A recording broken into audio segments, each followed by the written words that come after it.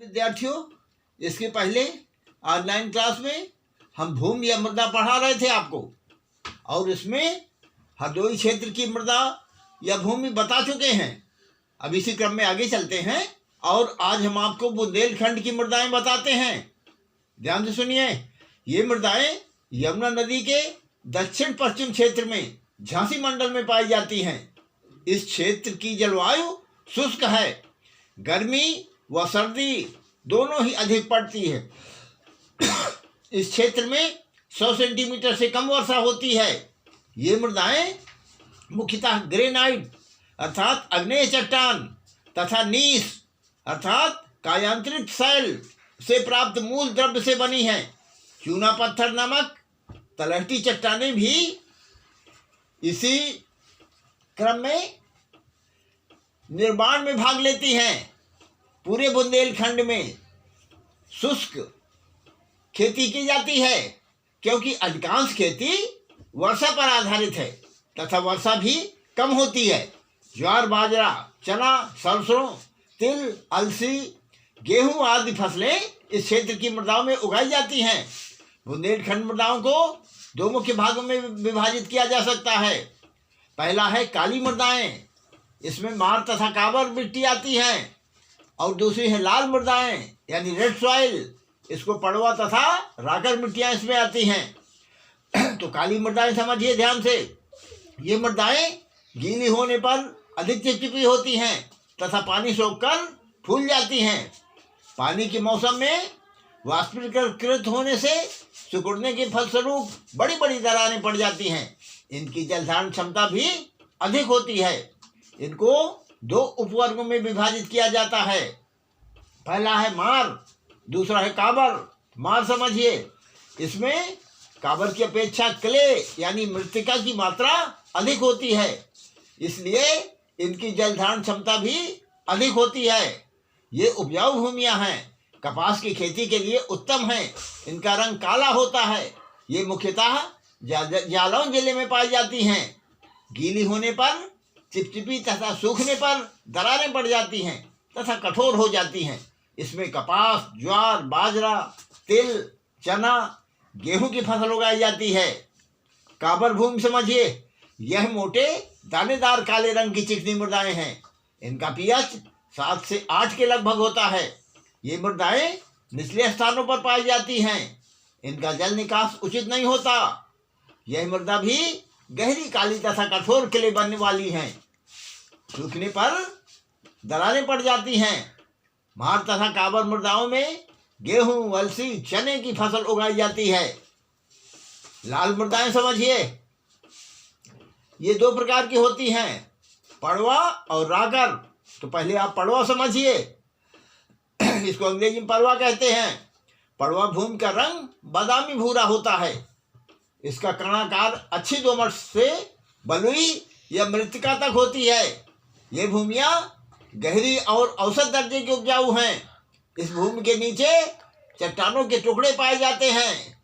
इस भूमि में खरीफ में ज्वार, बाजरा, रबी में चना, गेहूं, सरसों की फसल ली जाती है। अब राकर भूमि समझिए, यह रंग में लालिमा लिए होती है। जीवांश की कमी के कारण उपजाऊ नहीं होती। इसमें तिल, चना आदि उगाते हैं। तो इस प्रकार ये बुंदेलखंड की मृदाएं आपने समझ लिया। अब आप अरावली मृदाएं समझिए। अरावली सॉइल्स आगरा जिले के खैराबाद और किरावली तहसीलों के दक्षिणी पश्चिमी कोने पर ये मृदाएं अत्यंत कम क्षेत्र में पाई जाती हैं। ये मृदाएं मोटे बालू वाली व दोमट हैं। विंध्य क्षेत्र में बलुआ पत्थरों से शुष्क एवं रेगिस्तानी जलवायु के प्रभाव से इन मृदाओं को विकास हुआ है। ये मृदाएं उपजाऊ नहीं हैं। इस क्षेत्र को वार्षिक वर्षा 50 से 70 सेंटीमीटर है। इस क्षेत्र में वनस्पतियों का अभाव है, वृक्षों की कमी है, कटीली झाड़ियाँ पाई जाती हैं। मोटे अनाज जैसे ज्वार, बाजरा, अरहर आदि की खेती इन क्षेत्रों में की जाती है।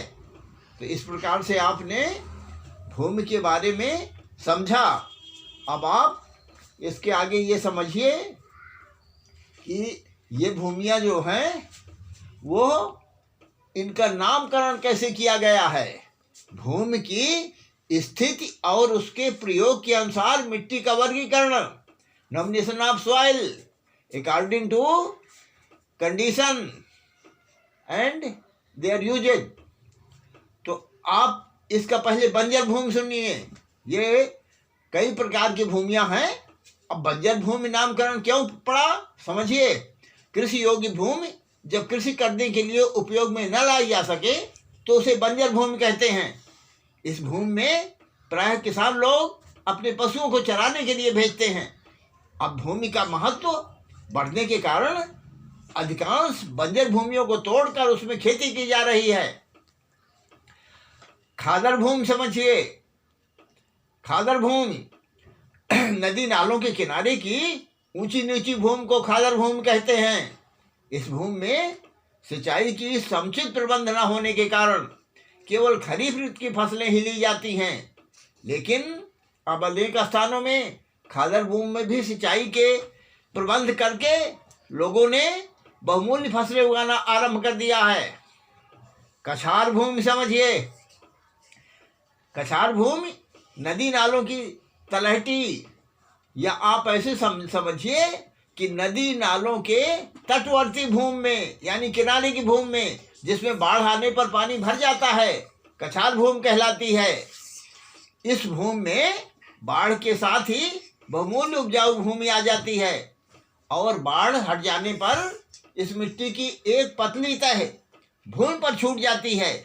इस भूमि की कछार मिट्टी कहते हैं। रबी के समय इस वर्ग की भूमि प्राय उपजाऊ होती है। गोयड़ भूमि। गोयड़ भूमि समझिए। गांव के चारों ओर की निकटस्थ भूमि यानी आसपास की भूमि को गोयड़ अथवा गोयना कहते हैं। समझ गए? जो आसपास की भूमि है उसको गोयड़ कहेंगे, कहीं कहीं पर इसको गोहाना भी कहते हैं। तो आप ये समझिए गोयड़ अथवा गोहाना कहते हैं। गांव का कूड़ा कचरा और मैला इसी भूमि में पहुंचता है, अतः यह भूमि प्राय उपजाऊ होती है। एक और भूमि समझिए, उपरहार भूमि। गांव के दूर की भूमि की उपरहार अथवा मांझ कहते हैं। गोयड़ भूमि की अपेक्षा यह भूमि घटिया कहलाती है। तो इस प्रकार से आपने भूमि का नामकरण समझा। अब आप प्रश्न लिख दीजिए। जो प्रश्न लिख करके उत्तर आपको हमारे पास भेजना है। तो प्रश्न नंबर 1 लिखिए, बुंदेलखंड की मृदाएं लिखिए। प्रश्न नंबर 2 लिखिए। प्रश्न नंबर 2 में आप लिखिए गोयड़ भूमि, उपरहार भूमि, कमा लगा के लिखिएगा, कछार भूमि, कमा लगाइए, खादर भूमि एवं बंजर भूमि लिखिए। धन्यवाद।